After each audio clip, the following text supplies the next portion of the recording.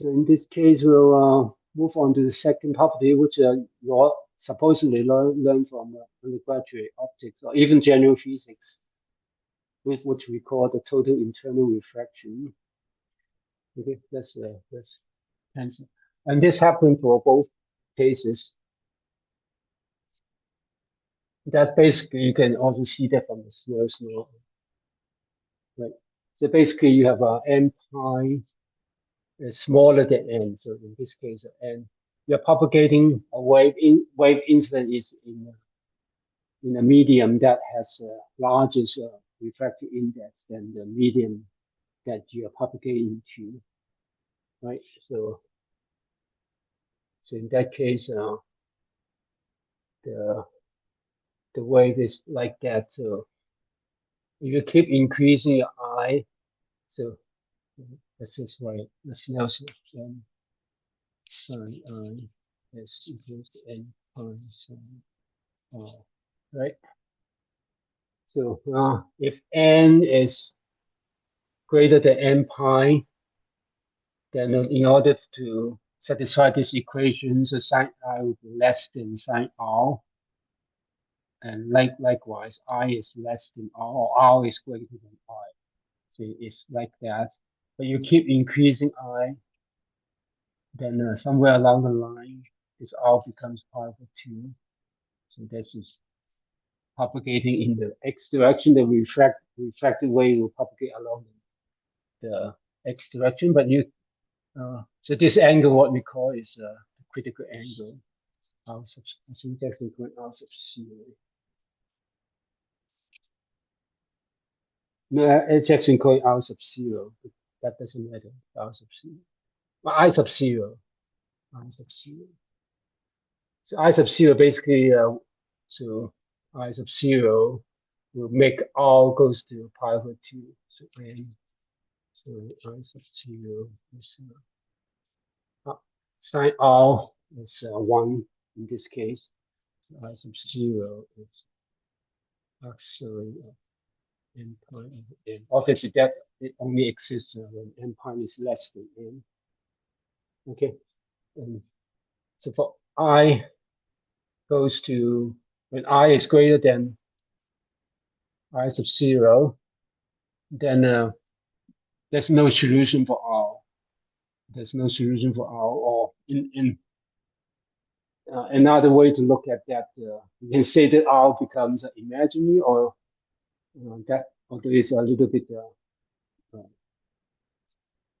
it's a little bit difficult to see where Y angle goes to imaginary, because you want to symbolically solving the sign.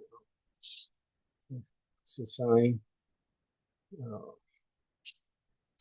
sign R is solve that is n sign I over n pi, right?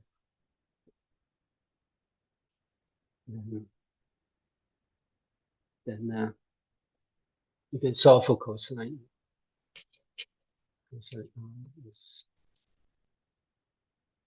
square root of 1 minus sine square R. Actually R. So that is 1 minus n square sine square R over I prime square. Right? Which is all these square root factor except this you multiply by n pi. But this is n, all these square root functions n pi times cosine R, right? And when the I is greater than the I sub 0, then the second factor is greater than 1. So the square root inside is negative.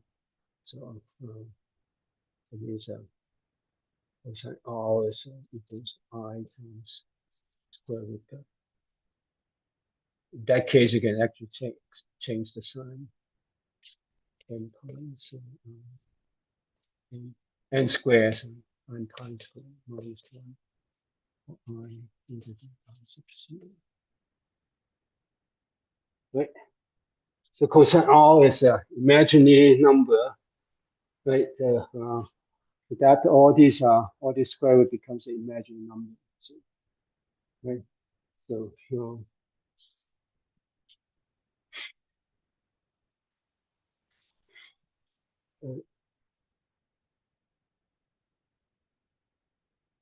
it also means that you still have a refracted ray. Refracted ray still exists. So k double prime when I is greater than I sub 0, then refracted ray is still there, and but you don't have the refracted ray, or the refracted ray doesn't propagate. Right? And one more thing is the total power is going back in the same medium. So the refraction coefficient is actually going to 100%. Okay, so that is this case. So that's therefore the name for this situation is called total internal refraction. So all the wave power is refracted back if I is greater than this the critical angle, right? And so for us to see that, we need to consider most of the time to consider the Poynting vector, and the Poynting vector is S cos H, right? When we define S is E cos H, S is E cos, right? But now everything is in sinusoidal single frequency wave, and we discussed that in this case we take the average, so that and then that will introduce a one half factor, and we are looking at just the real part. So for this single frequency wave, and one of the product, this is the product between two quantity that has the same sinusoidal factor, e to the minus I omega t, and we need to change one of them to the complex conjugate to do that, right? And now we can now use the relationship between H and B and E. H is just B over mu, and B and E are related to using the Ampere's, or using the Faraday's law. So K cos E is omega B for single frequency wave. This is the Faraday's law, and so B is K cos E over omega, the mu omega. Okay, so that becomes one half of mu E cos into K cos into E, and now it's complex conjugate. And assuming K is real, and that is for the incident wave, and the refracted wave K is real. For the refracted wave K is complex, so that is a second situation, which we might not have time. Hopefully we'll finish this one, and then you have constant like that mu omega. And now this is a triple product. You can use the triple product rule. Now the first term is along K with E dot E complex conjugate, and in the K direction. The second one is in the K direction, but it's in the E star direction is E dot K, the E complex conjugate. But E and K's are perpendicular. This is for plane wave. So it's just K over this one. And the reason I'm using this one is for both instant and refracted wave, you have the same view and same k vector. I mean, not the k wave number, the wave vector is different direction, but the magnitude is the same. But now we take just the real part, uh, and actually everything is real. But then we actually consider power going into or backwards. So we, in this case, we want to calculate n dot s.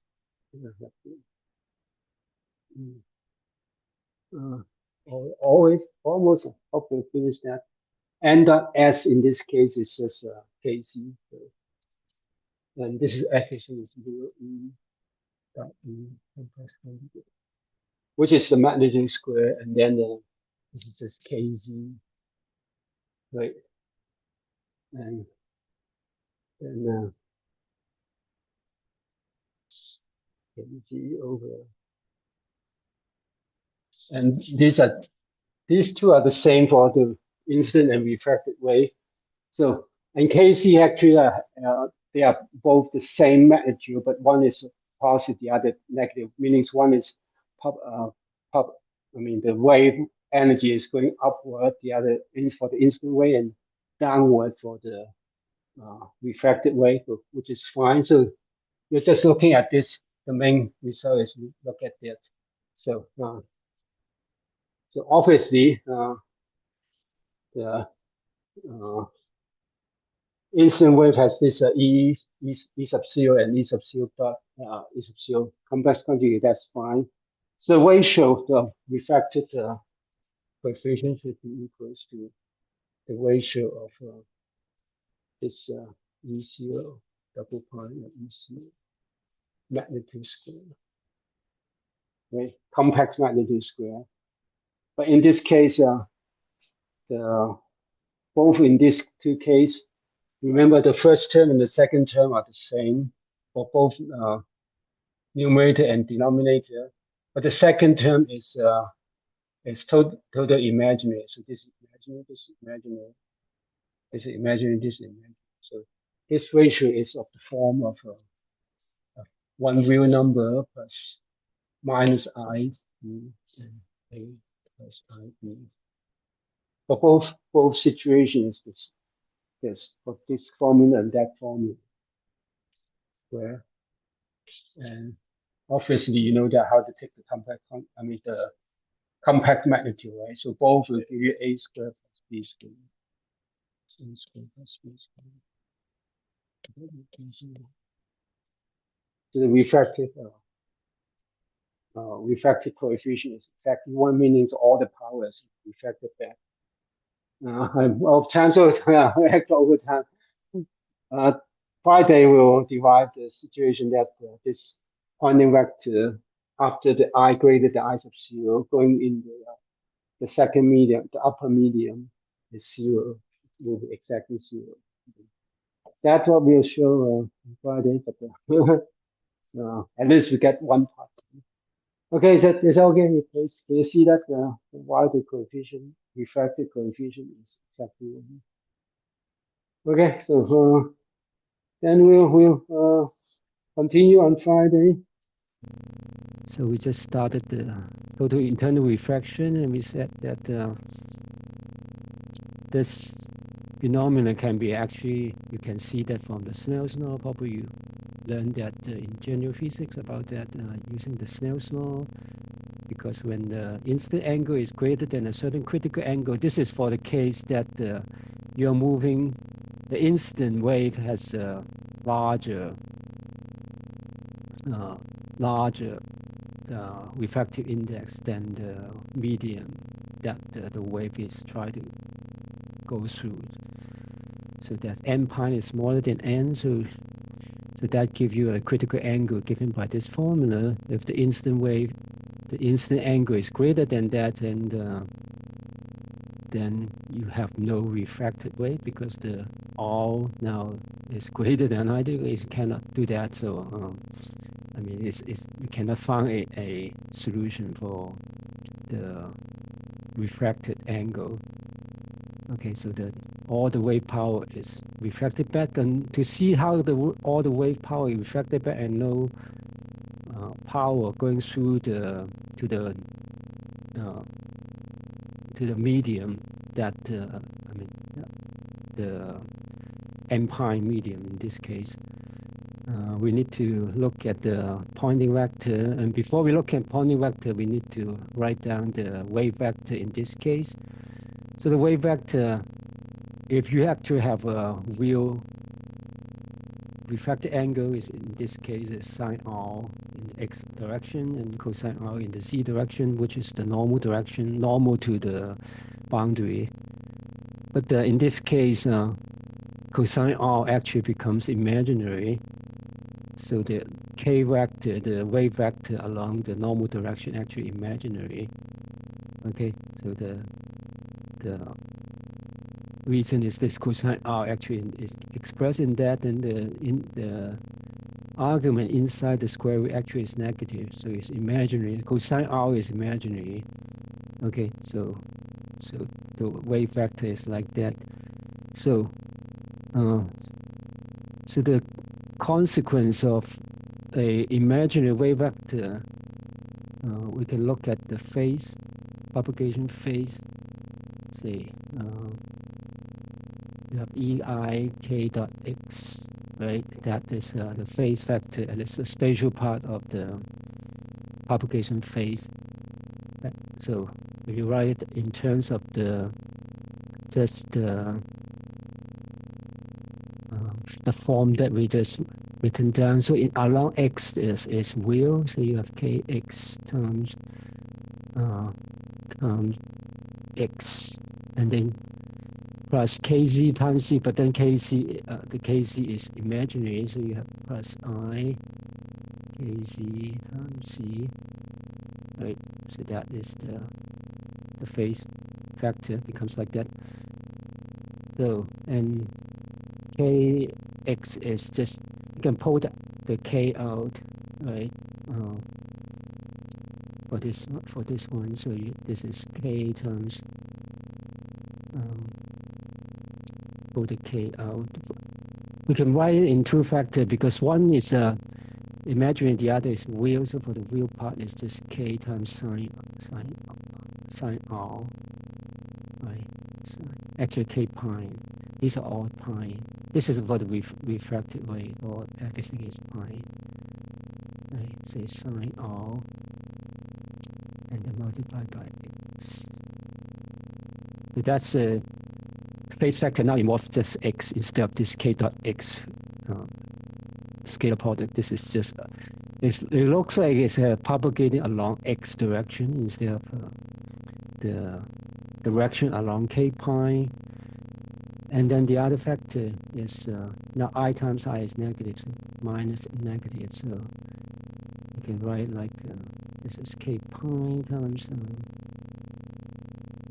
cosine r. But the cosine r is just what we did before. Is n square over n pi square sine I square minus 1. Okay.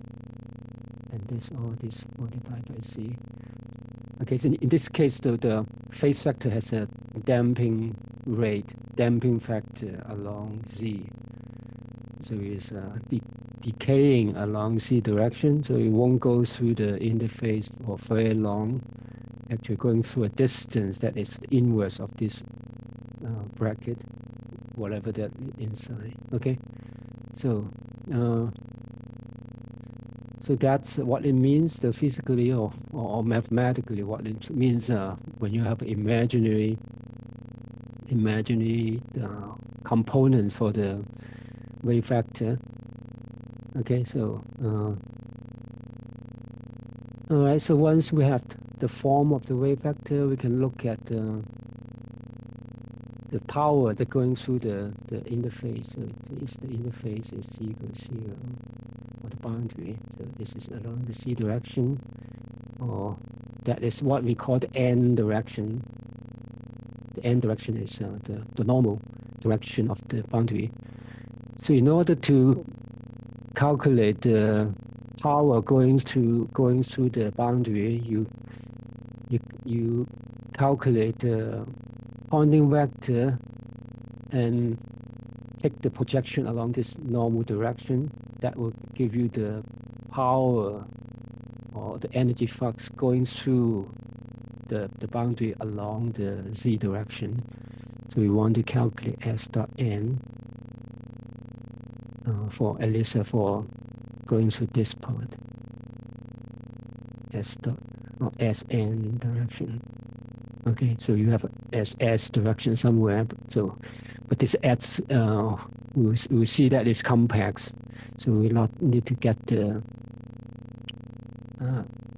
just the real part, just using the formula that we talked about that before. So n dot into the Poynting vector now is E cos H complex conjugate. Okay, so we talked about this before because everything is sinusoidal with the e to the minus I omega t power factor. So to get the average value, you take the 1/2 and then one factor times the complex conjugate of the other factor. That's how you get the average for a single frequency wave. Okay, so we need that. So now we need to express H. One way to do it is H is everything is pi. So because we are talking about the refracted wave, so H pi is magnetic field pi divided by mu pi. Okay, and the magnetic field is just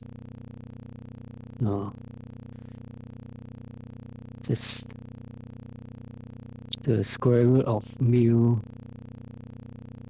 pi epsilon pi, and then the n pi cos k, but n pi is k pi cos e pi over k pi divided by mu pi. Okay, so that's B related to E, which is coming from the Faraday's law. So we did that quite a few times. So and then you can cancel this one with that and get the omega out, because omega is always constant in this treatment. We consider single frequency wave, so it's mu pi omega. Okay, so another way to write is this one. All right, so once we have H, we can calculate E cos H, E pi cos H pi complex conjugate. Now just write out explicitly. So your E cos. Now you need to be a little careful. K pi cos E pi, but everything is complex conjugate. So this is a complex conjugate. This is a complex conjugate. And the rest is assumed to be real. Okay. So that's the Poynting vector, at least this part, E cos H part. And then we can use the triple product rule. So this triple product have two terms. One is E dot into E complex conjugate. Everything is pi. And along the K vector, K prime vector complex conjugate. The other is minus E pi dot K complex conjugate pi, and along the E pi direction, E pi complex conjugate direction, right? Mu pi omega. All right, so there are two terms, right? Now we want to calculate what those are. And usually for a real real wave vector, the second term we can immediately set it to 0, because we know that the electric field for a plane wave is normal to the propagation direction, so this is automatically 0. But for a complex K, then we need to be a little careful. And so for K that is in the previous form, then this is still 0 for the polarization of E is along the y direction. So remember we have two cases. For case 1, E is along the y direction, right? E is along the y direction. So that E prime FE actually FE is along the y direction. So E prime dot K prime is still 0. Okay, because K prime only have the Z and X component. So that in that case you can still set this to 0. Okay, so that's kind of easy. So for the second case, case 2 is B prime is along y. Okay, so for this case we have using the Faraday's law or either Faraday's law or the Ampere's law, you can relate the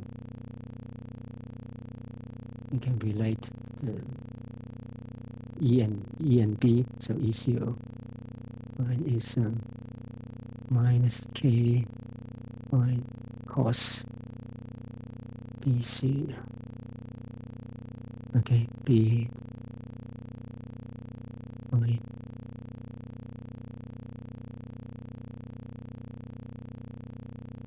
You can get that from I think you can get that from the Ampere's law, the easiest way. So all right, so then we can calculate the Ampere's the Poynting vector. So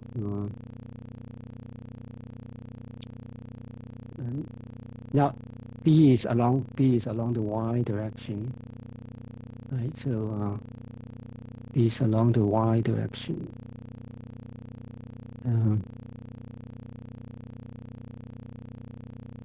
Yes, I mean we can calculate the K. I mean, we want to calculate this part because for this case 2 is not exactly. So B is in the y direction. So K is in both in the Z and X direction. So Z and X cos in the y direction is still in the Z and X direction, and you dot into K, so that generally not 0. So you want to see what that is for this case, for case 2.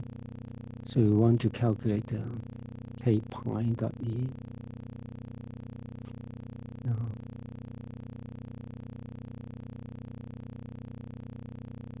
Let's see. Let's write it out explicitly. So that is just write out what I said explicitly. You have an X component, and in the X direction, and then Z component IKC by magnitude in the Z direction. Okay, that cos into B in the Y direction. B, writing the amplitude scalar as B0 in the Y direction. Okay, so just write it out explicitly. So and you can do the cos product X cos into Z. So X cos into Y is Z, right? And Z cos into Y is X, right? So Z cos into minus X, so you have I KC I in the X direction. and then x prime cos into, that's a minus sign, x prime, kx prime cos in this in the z direction, so you have kx prime, and in the z direction, then b0, there's a prime here. Okay, so divided by omega mu pi epsilon pi. Okay, now we get the E0. So it has both x and z direction when y is along the b is along the y direction. Now we can calculate k pi complex conjugate k pi dot into E0 pi. This is pi. Okay. Then omega mu pi epsilon pi. So k dot into k has x component, so x component dot into that one, and then that would be kx prime again, an absolute value of kc prime, and the other one is also z cos c dot into this dot into this. So this dot into this has a minus I in front, right? So oh no, we are taking a complex conjugate, so this becomes minus. This becomes minus. This is still plus sign, so you have kx. This one, you're looking at this one, so this dot, so your x dot into that, so you have kx prime dot into this one, dot into this one, your kx, and the absolute value pi kc pi absolute value. So that's one of that, and then this one dot into the minus of this one, because you're taking a complex conjugate of the wave vector, so it's minus and minus, so we have two of them. Okay, and then E0 pi,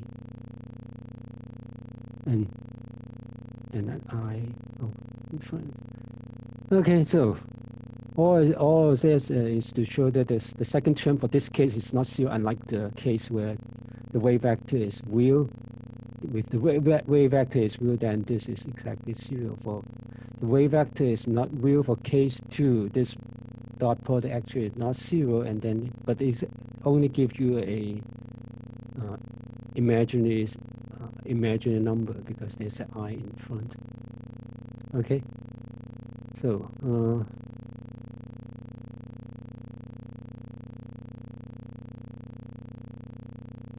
so now we can combine the two cases, and then to see that for the first case, because the second term is zero, so ke dot e complex conjugate, so it's just keeping the first term.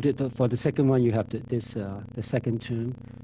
So so you go back to this one. So n dot into this one. So n is in the z direction, so you have n dot into e prime cos h complex conjugate. Right. So you have two terms. So n dot into the first term is you pick up only the kc part, and right, and then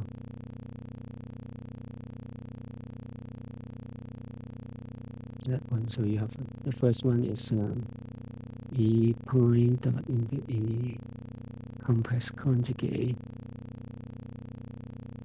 and then pick up only the kc part, which is I times kc, this one, I times kz,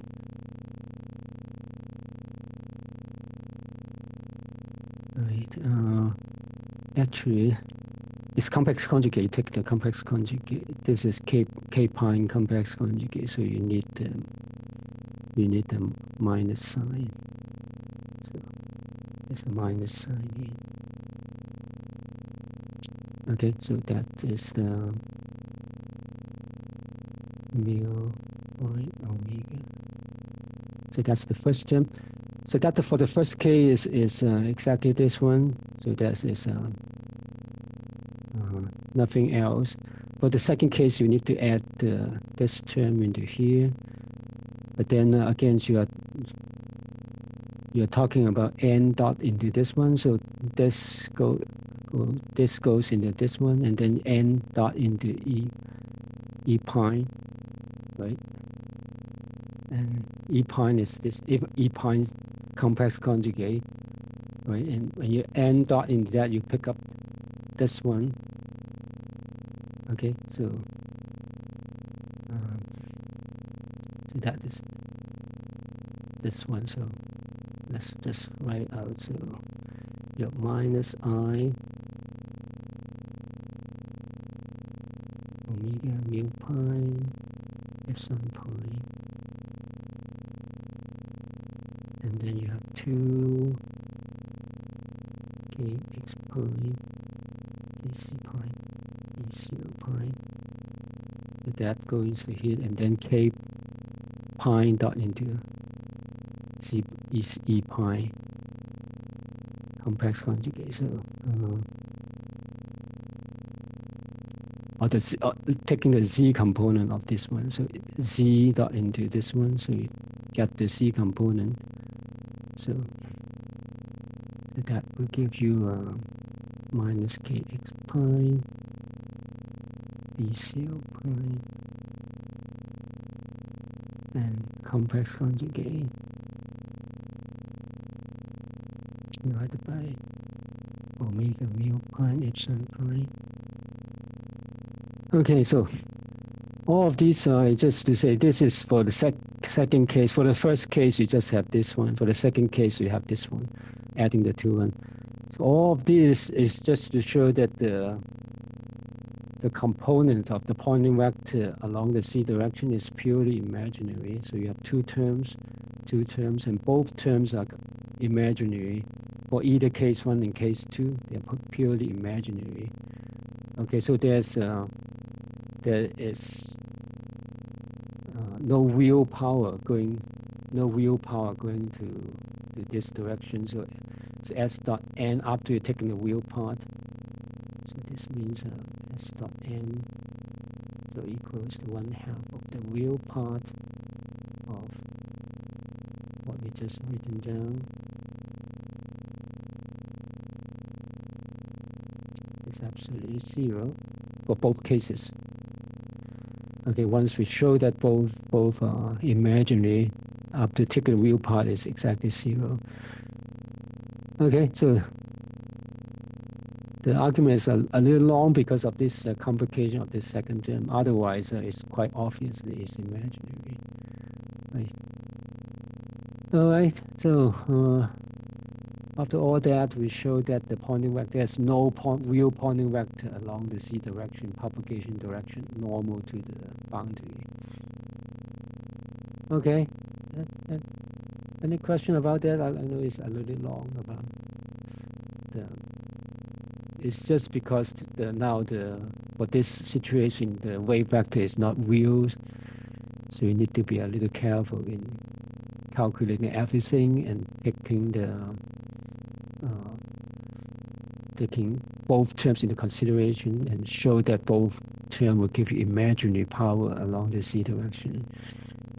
Okay, so